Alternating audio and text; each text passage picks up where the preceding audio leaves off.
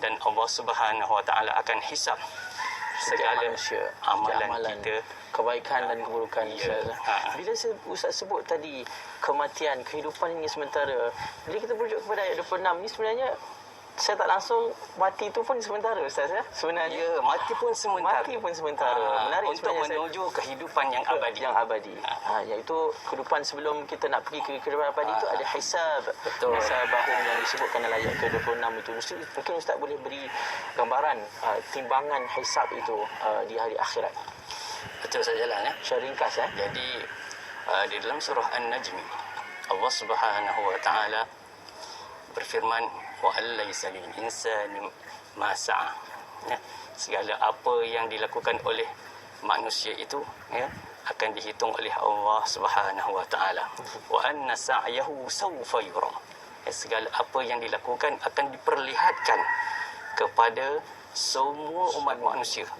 Ya, di padang mahsyar itu, ya, kita ketika itu tidak akan membicarakan soal orang lain. Ya, kita akan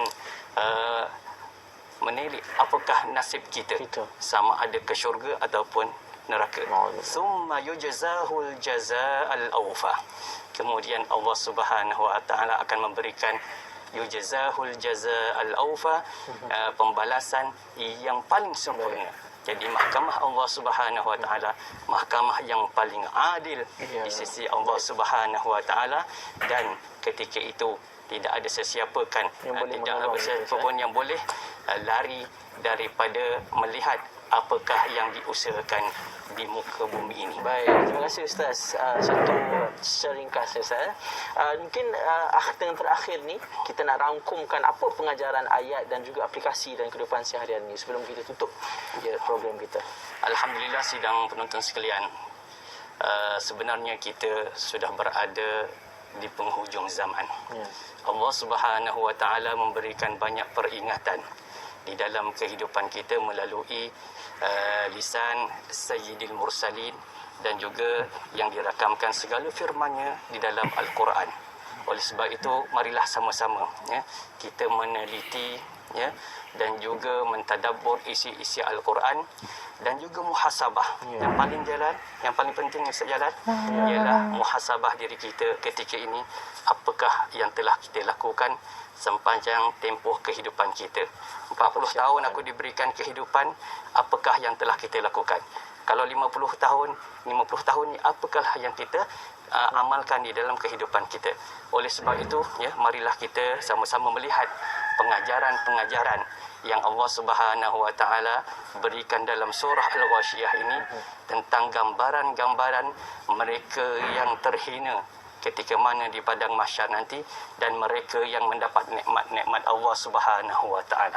Oleh sebab itu, akuilah bahawa utusan Rasul sallallahu alaihi wasallam, ya, adalah merupakan suatu perkara yang benar. Baik. Ya. Baik, terima kasih Saya Ihsan atas penutup yang sangat baik saya rasa, dan bagi saya surah Al-Ghasyiyah ini mengajar kita tentang ketakutan dan untuk kita membuat persiapan menghadapi hari akhirat. Dan ada satu tema yang terakhir itu ialah memberi peringatan kepada orang lain, berdakwah untuk menyambung tugasan para nabi Rasulullah sallallahu alaihi wasallam. Dan saya suka untuk ulang bahawa kita ni berdakwah perlulah secara berhikmah kepada madu'un kita lemah lembut. InsyaAllah begitulah tadabbur surah Al-Ghasyiyah yang telah kita habiskan dalam program Salam Pagi. Terima kasih kepada anda semua kerana masih setia bersama kami ke hujung.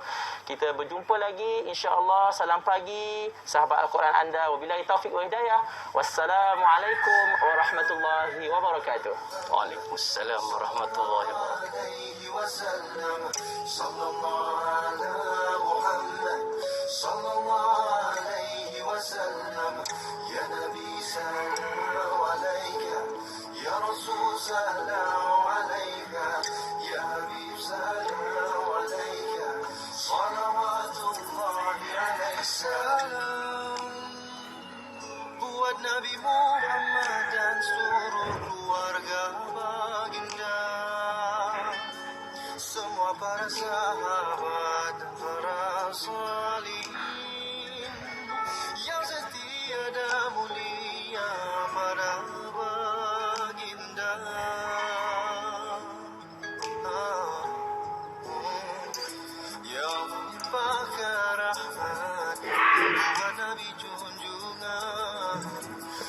dalam berpanjangan berterusan. Sallallahu alaihi.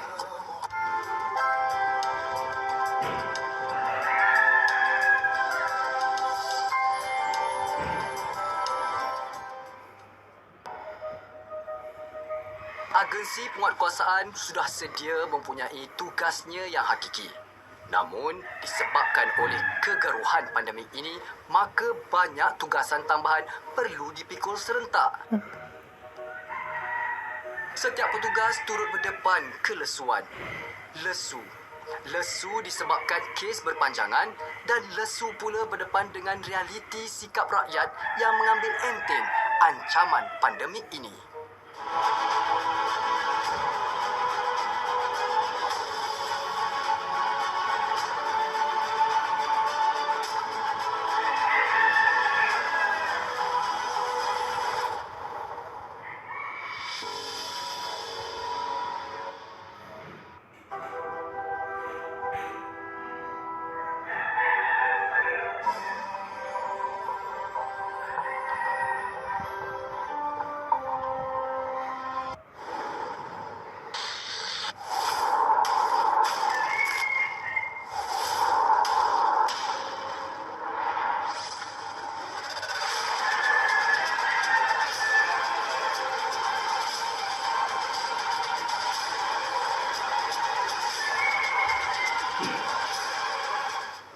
أعوذ بالله من الشيطان الرجيم بسم الله الرحمن الرحيم اللهم إنا نسألك بأننا نشهد أنك أنت الله لا إله إلا أنت الأحد الصمد الذي لم يلد ولم يولد ولم يكن له كفوا أحد اللهم بحق الفاتحة وبسر الفاتحة وبحق من أنزلت عليه سورة الفاتحة يا فارج الهم ويا كاشف الغم ويا من لعباده يغفر ويرحم اللهم يا دافع البلاء ادفع عنا البلاء والوباء والأدواء والفحشاء والمنكر من بلدنا هذا خاصة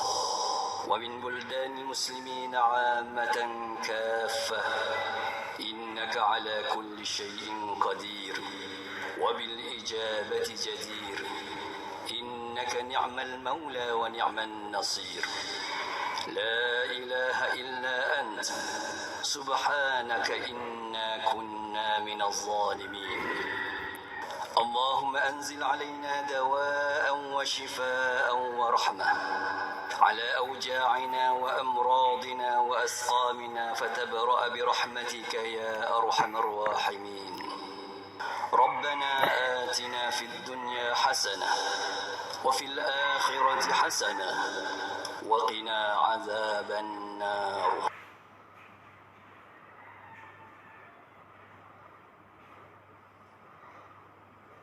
Amin amin ya rabbal alamin. Semoga Allah terus merahmati kita semua, rakyat Malaysia, dan juga mempermudahkan segala urusan kita semua dalam memerangi pandemik COVID-19 yang telah lebih setahun membelenggu kita dalam tempoh keadaan yang sangat mencabar pada ketika ini. Ini antara cuaca pagi, pemandangan pagi yang cukup indah yang kami kongsikan di luar angkasa puri pada ketika ini. Sinar mentari yang telah terbit pada ketika ini, kita harapkan ianya memberi sinar harapan yang baharu kepada kita semua dalam menghadapi cabaran pandemik COVID-19 ini. Betul, banyak perkara sebenarnya yang perlu kita syukuri ya, dalam kita berada dalam kesesakan kehidupan maupun dari segi emosi anda, tetapi kita masih lagi ada ruang dan peluang untuk menghirup udara yang segar pada hari ini, kerana bila ada kurangnya kenderaan di jalan raya, maka alam sekitar pun turut terjaga. Dan dalam masa yang sama juga kita sarankan kepada semua untuk terus menjaga kebersihan juga di dalam rumah anda, kerana bila kita cakap tentang pandemik COVID-19 ini, ia berkaitan juga dengan aspek kebersihan. dan pastikan walaupun anda tidak berada di luar rumah, kebersihan tetap dijaga, dan kalau nak sentuh apa-apa barang sekalipun, terutama sekali barang yang dibawa dari luar, okey, mungkin ada ketua rumah yang keluar beli barang, bawa balik, pastikan disanitasi juga sebelum anda memegangnya, dan kalau terpegang sekalipun, sebagai tanda berjaga-jaga, anda perlu mencuci tangan anda terlebih dahulu sebelum mengendalikan makanan tersebut. Itu antara peringatan amalan yang boleh kita lakukan.